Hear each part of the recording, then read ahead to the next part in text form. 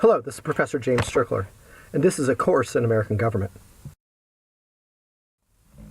This lesson is from Unit 12 about the Georgia Constitution. It's Lesson 11 about Georgia's executive branch. In this lesson, you'll learn about the plural executive, about gubernatorial terms, gubernatorial succession, and gubernatorial qualifications.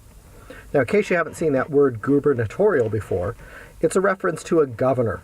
I don't know why they don't just say governor's terms or something like that, but the accepted term is gubernatorial. So we'll use it here so you'll become familiar with it. This lesson is one of a series of lessons where we're going over the Constitution of the state of Georgia. In this lesson, we'll be in Article 5 about the executive branch. Let's begin with this idea of Georgia having a plural executive. Well, what does that mean? A plural executive is made up of multiple government offices, in other words, people that are serving in the executive branch in some way, which are independently elected. Now, what I mean by that is that rather than the governor being elected and then selecting people to fill these various jobs, instead, they get elected separate from the governor. The people choose them rather than the governor choosing them.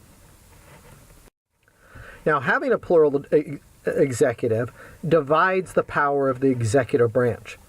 No longer is it one person, the governor, selecting all these people and thereby getting all his cronies in that'll do just things exactly the way he wants. Instead, being chosen by the voters, they may have different views from each other. They may conflict with each other. They may disagree. They may cause problems for each other. This goes back to the whole idea of separation of powers that we talked about when, way earlier in this course, we talked about the founding of the United States of America. This was James Madison's idea of how to avoid tyranny. You divide power, you put them in a position where they'll conflict with each other. Now, these people working in the executive branch, they may not have as much conflict as between separate branches, but nonetheless, they are not responsible to each other.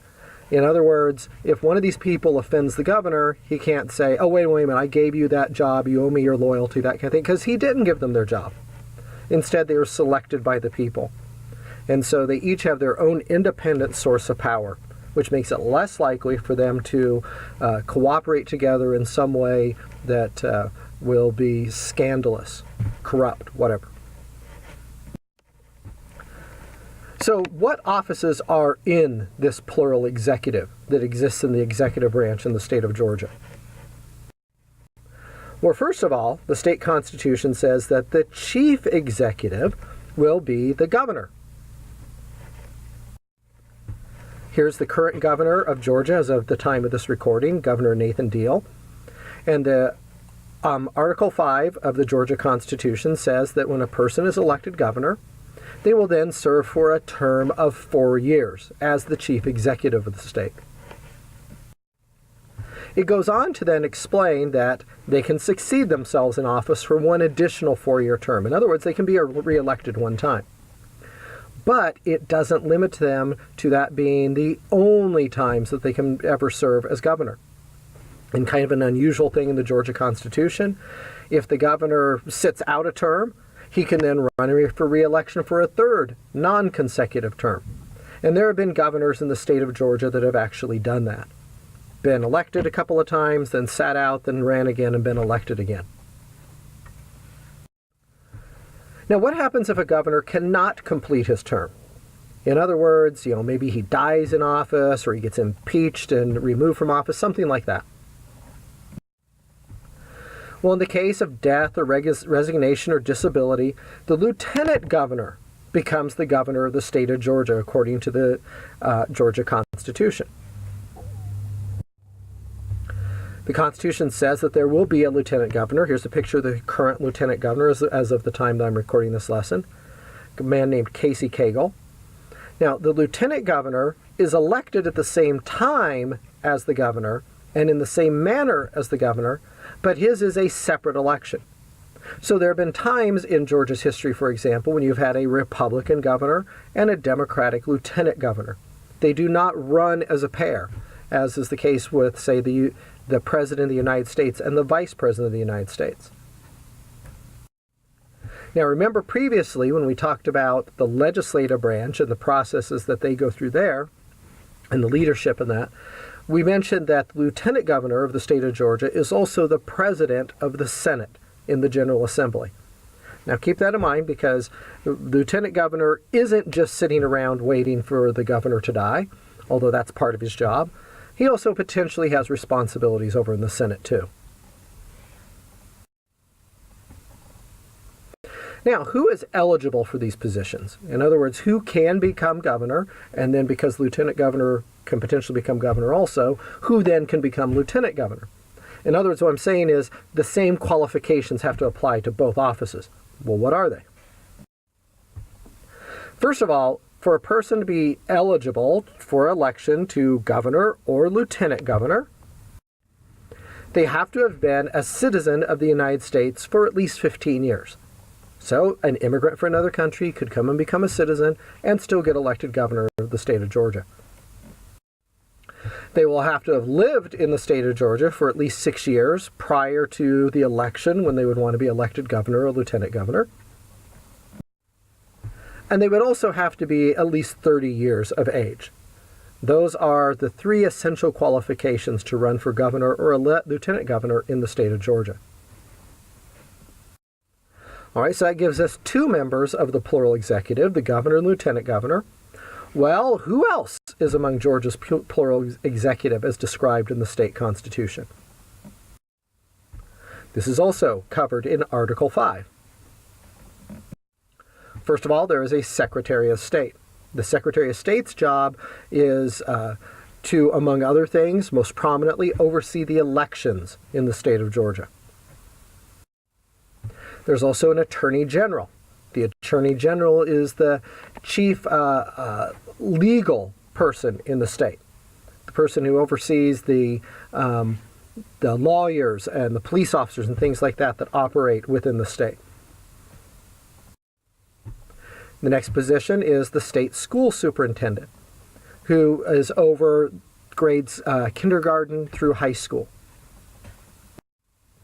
There's a commissioner of insurance, obviously over the insurance industry. A commissioner of agriculture over farming. And a commissioner of labor, who's over the relationship between employees and employers. Now, please remember, each of these positions is being elected separately. They run an election every 4 years to gain these offices, and they don't have to be friends of the governor. They have their own independent source of power. So with that in mind, let me remind you again that having a plural executive divides and distributes power as a protection against tyranny.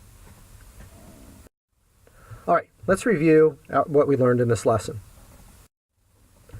First of all, what is a plural executive? Is it the governor appoints various executives? Is that what a plural executive is? Or is it that there are multiple elected executives? Or is it that the governor serves many terms in office? Or is it that an executive has many different jobs? Saying that a state has a plural executive means that there are multiple executives, members of the executive branch, that are elected separately from each other. In Georgia, how many consecutive terms may a governor serve? 1, 2, 3, or is it unlimited? Get reelected as many times as he wants. The governor of the state of Georgia can only serve 2 consecutive terms. Now, potentially he can serve a 3rd term or 4th term if they are not consecutive with those first 2. Who replaces a dead governor in Georgia? In other words, if a governor dies in office, who takes over? Is it the Secretary of State? Is it the Speaker of the House? Is it the President of the Senate? Or is it the Attorney General? Now, you may have looked at that list and said the right answer isn't there. It doesn't say lieutenant governor, and I know the lieutenant governor replaces the governor. Actually, remember, the lieutenant governor is also the president of the Senate. So when I said president of the Senate as one of the potential answers, that also meant the lieutenant governor. That's who replaces the governor in the state of Georgia. How old must one be to be elected as Georgia's governor? Do you have to be at least 21, or at least 25, or at least 30, or at least 35? A person must be at least 30 years old to be elected governor in the state of Georgia, or lieutenant governor for that matter, because you can't be elected lieutenant governor and then potentially become the governor later on if you don't fit the same qualifications. All right, that completes this lesson. The next lesson will also be from Unit 12. It'll be Lesson 12 about Georgia's governor's powers.